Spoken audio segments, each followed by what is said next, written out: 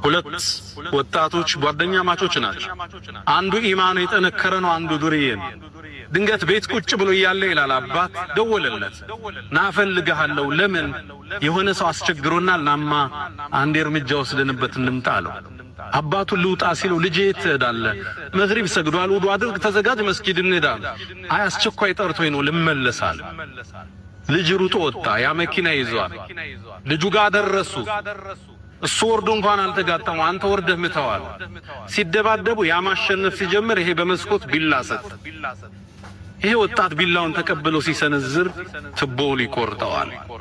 አንገቱ ላይ ደሙ ፈሰሰ። ያ ልጅ ሞተ። እዛ ሀገር ላይ ደግሞ ሸሪዓ ነው ያለ።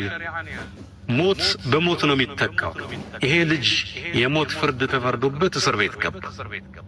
ይሄን በስተት ነውና የተፈጠረው ሸምግል ተብሎ ይሄ ሸካችን ሄደ እስር ቤት። ወጣቱን ልጅ አየውታል።